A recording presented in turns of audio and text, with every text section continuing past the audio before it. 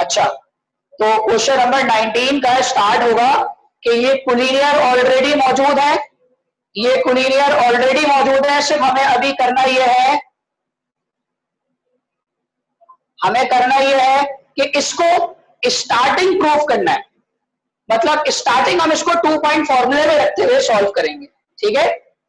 अच्छा, अब नेक्स्ट हमें 3 पॉइंट्स तो पता है जो कि कोलिनियर है, इक्वेशन ऑफ थ्रो ए और बी, हम ए और बी की तरफ से इक्वेशन बना रहे हैं, इक्वेशन थ्रो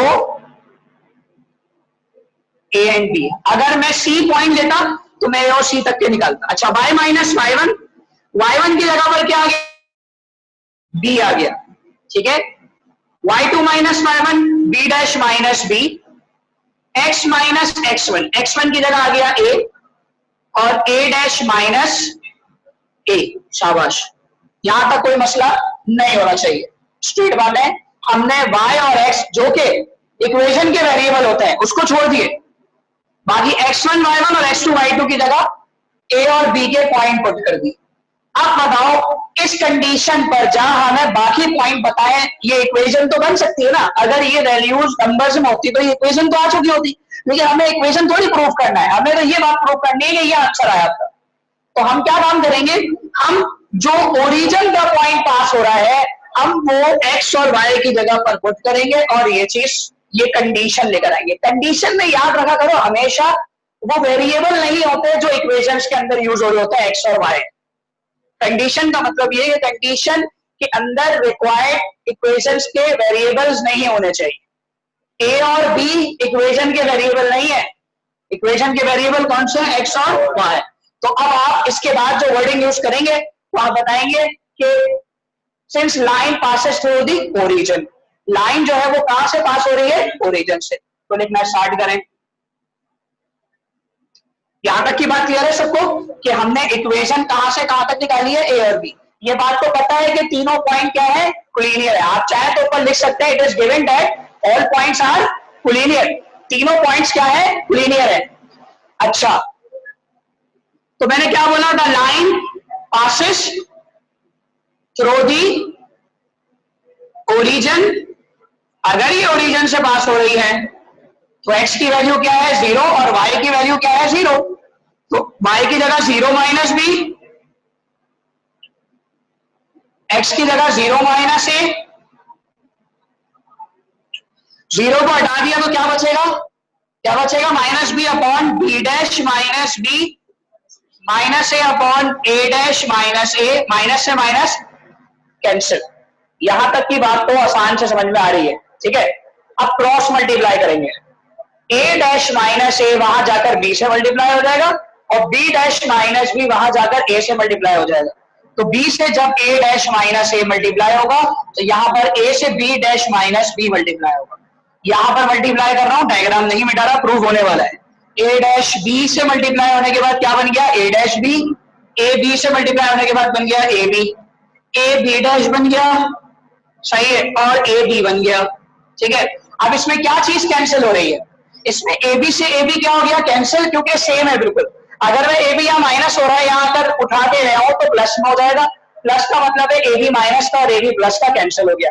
अब आपके पास क्या बचा, A dash B, A B dash, ये आपके पास प्रूफ करने की कंडीशन मालूम हो चुकी। शाबाश, कॉपी करें।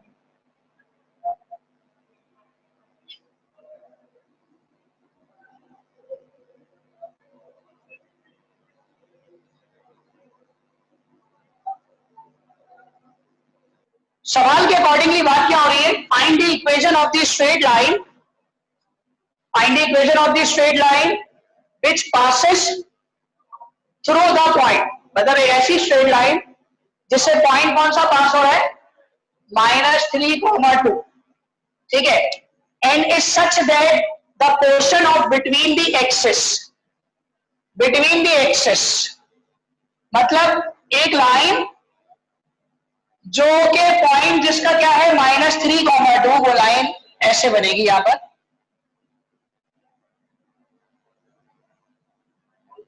वो इस तरीके से पास हो रही है कि वो बोथ एक्सिस को कट करते हुए जा रही है। और इस एक्सिस का जो पोर्शन बताया गया है वो बताया गया है एक पॉइंट से दूसरे, मतलब ये जो बीच का जो भी पॉइंट है -3,2, उसका जो पोर्शन बताया गया है वो बताया गया है कि एक पॉइंट से वो पोर्शन 1 रेशो बना रहा है, तो दूसरे पॉइंट पर वो रेशो क्या बना रहा है, 2 रेशो बना रहा है। तो ये जो पॉइंट हो गया ये तो सवाल दे दिया, और इन्होंने एक पॉइंट से दूसरे पॉइंट तक का रेशो बताया 1, जिसमें वो डिवाइड हो रहा है। इन्होंने बोला such that the portion of its between the axes is divided by the point in the ratio. देखो किसके जरिए डिवाइड हो रहा है, पॉइंट। अगर पॉइंट ना पता होता तो डिवाइड हो सकता था, नहीं हो सकता था। अच्छा सवाल आ गया यहाँ पर सर, अगर ये पॉइंट है, यहां पर आ रहा है पॉइंट, तो इतना हिस्सा 1 रेशो हो गया, पॉइंट 1 से पॉइंट P तक हिस्सा क्या हो गया, 1 हो गया, P से P2 तक क्या हो गया, 2। अब बताओ ये कौन सी बात ताजा कर रही है आपकी, ये रेशो आ जाते हैं तो हम फौरी तौर पर एक्सरसाइज कौन सी 2.2 की बात करते हैं, और कौन सा फॉर्मूला यहां जहन पर आता है, इंटरनल डिवीजन फॉर्मूला या एक्सटर्नल डिवीजन फॉर्मूला। तो अब ये बताओ इंटरनल डिवीजन फॉर्मूला आएगा या एक्सटर्नल आएगा, पॉइंट के बीच का पॉइंट है। यानी आसान अल्फाजों में कहूं तो ये जो पॉइंट सवाल में गिवन है ये इस लाइन को एक्सिस में डिवाइड कर रहा है 1:2 के हिसाब से। अब मुझे एक बात बताओ, मुझे इसका मालूम, इस लाइन का करना क्या है मालूम। असल मकसद तो मुझे वो चीज देखनी है कि पहले तो मैंने आपको वर्डिंग से पूरे सवाल का डायग्राम को डिस्कस कर लिया कि हमने सवाल को पढ़ते ही डायग्राम कैसे बनानी है, कि एक स्ट्रेट लाइन है जो कि पॉइंट पास कर रही है -3,2 एंड इन सच दैट, यहां से आपको पता चलेगा कि वो लाइन पोर्शन यानी एक्सिस के पोर्शन बना रही है, एक्सिस के पोर्शन से डिवाइड करते हुए वो पॉइंट क्या रेशो बता रहा है, 1:2। अब सवाल ये बनता है जैसे ही पॉइंट आ जाए तो जहन में क्या आ जाता है, इंटरनल डिवीजन फॉर्मूला। अब ये पहला पॉइंट कौन सा हो गया, 1:m1 कहलाएगा, और ये क्या कहलाएगा, m2। इंटरनल डिवीजन फॉर्मूले से मैं सारा काम स्टार्ट करूंगा, लेकिन सवाल यहां बनता है, यहां डिवीजन पॉइंट दिया हुआ है, यहां पर डिवीजन पॉइंट दिया हुआ है, सवाल में ही दिया हुआ है, और क्या चीज निकालनी है। अब जरा यहां देखिए, इस पॉइंट के बारे में आप कुछ नहीं जानते, P1 और नजर रखेगा, और P2 के बारे में भी आप कुछ नहीं जानते। अगर इस पॉइंट के अलावा कोई दूसरा पॉइंट यहां दिया होता तो मैं 2 पॉइंट फॉर्मूले से इस सवाल के मकसद को पूरा कर देता। अगर इस पॉइंट की मदद से स्लोप गिवन होता तो मैं स्लोप पॉइंट फॉर्मूले की मदद से सवाल की रिक्वायरमेंट पूरी कर देता। सवाल की रिक्वायरमेंट तो इक्वेशन निकालना है, लेकिन पॉइंट एक गिवन है, ना स्लोप का कोई जिक्र है कि मैं स्लोप निकालूं। स्लोप भी कब निकलता है, जब 2 पॉइंट हो तो फॉर्मूला लगता है y2 - y1 divided by x2 - x1। 2 point का बात हो ही नहीं है यहां पर। तो बेटा आपको यहां पर एक ऐसी बात इस लाइन में बता दी बिटवीन द एक्सिस कि एक पॉइंट x एक्सिस पे बन रहा है और एक पॉइंट y एक्सिस पे बन रहा है। तो जो पॉइंट x एक्सिस का बनता है ये x इंटरसेप्ट कहलाता है, और ये वाला पॉइंट क्या कहलाएगा, y इंटरसेप्ट। तो क्या आपको सवाल में x इंटरसेप्ट यानी a और y इंटरसेप्ट यानी b आपको मालूम है, नहीं मालूम। अगर यही मालूम हो जाता तो मैं 2 इंटरसेप्ट का फॉर्मूला लगाता, और 2 इंटरसेप्ट का फॉर्मूला क्या होता है, x/a plus y/b is equal to 1। a की जगह पर a की वैल्यू पुट करता, b की जगह पर b की वैल्यू पुट करता। लेकिन यहां पर मामला यह है बेटा कि ना हमें a पता है ना हमें b पता है, हाँ लेकिन हमको एक पॉइंट जरूर पता है। तो अब होगा क्या, मैं इस पॉइंट से स्टार्ट करने से पहले इन दोनों पॉइंट को सपोज करूंगा a, 0, और दूसरा पॉइंट क्या हो जाएगा 0, b। याद है आपको, ऐसे पॉइंट हम y एक्सिस और x एक्सिस पर आने पर पुट करते थे। ये आपका a, 0 का पॉइंट हो गया, और ये आपका कौन सा हो गया, 0, b का पॉइंट हो गया। अब आप इंटरनल डिवीजन फॉर्मूला लगाएंगे, पॉइंट आपको पता चल गया है, और a और b की वैल्यू निकालेंगे। a और b की वैल्यू निकालने के बाद, क्योंकि हमें डिवीजन पॉइंट तो पता है, डिवीजन पॉइंट थोड़ी निकालना है यहाँ पर वैल्यू किसकी निकालनी है, a और b की। a और b आ जाएगा तो हम 2 इंटरसेप्ट फॉर्मूले से इक्वेशन निकालेंगे। तो काम आपको समझ में आया कि हमारे पास डिवीजन पॉइंट गिवन था, वो लाइन 2 पार्ट से पास हो रही थी, एक x एक्सिस का पॉइंट था और एक y एक्सिस का पॉइंट था। रेशो हमें मालूम थे, लेकिन हमने पॉइंट को खुद सपोज किया a,0 जो कि एक्स एक्सिस के पॉइंट पर आ रहा है, और 0,b ये वाई एक्सिस के पॉइंट पर आ रहा है। अब हम स्टार्ट करेंगे इसको करना। तो जल्दी से आप सारे जो है वो इतना बता दें कि डायग्राम तक सबको कंफर्म हो गया। जल्दी से बताइए, शाबाश।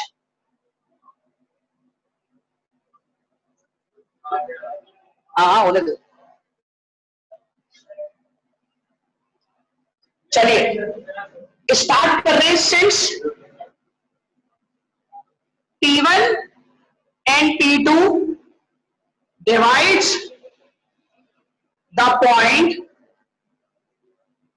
P internally in the ratio 1:2।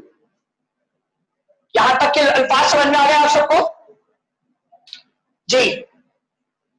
अब मुझे कोऑर्डिनेट्स ऑफ P पता है जी, बेटा बताइए कोऑर्डिनेट्स ऑफ P फॉर्मूला बताओ भाई जल्दी से। क्या फॉर्मूला होता है, क्या फॉर्मूला होता है इंटरनल डिवीजन का? शुक्र अल्लाह का, m1 x2 plus m2 x1 upon m1 plus m2, यही है। इधर m1 y2 plus m2 y1 upon m1 plus m2,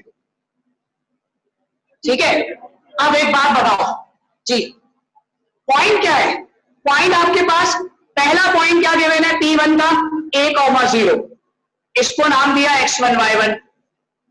दूसरा पॉइंट P2 है जिसको हमने नाम दिया 0,b x2 y2।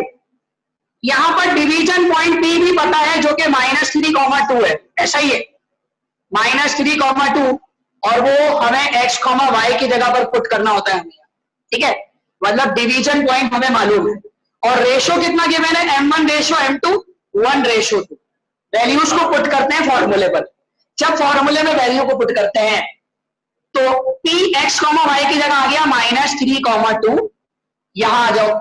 m1 की जगह 1 आ गया, x2 की जगह पर आ गया 0, x2 की जगह पर आ गया 0, समझ में आ रही है बात? प्लस m2 की जगह पर आया 2, x1 की जगह आया a, डिवाइडेड बाय 1 + 2। यही काम यहां पर होगा, m1 आया 1, y2 की जगह पर आएगा b, प्लस m2 की जगह पर 2 और y1 की जगह 0, डिवाइडेड बाय 1 + 2।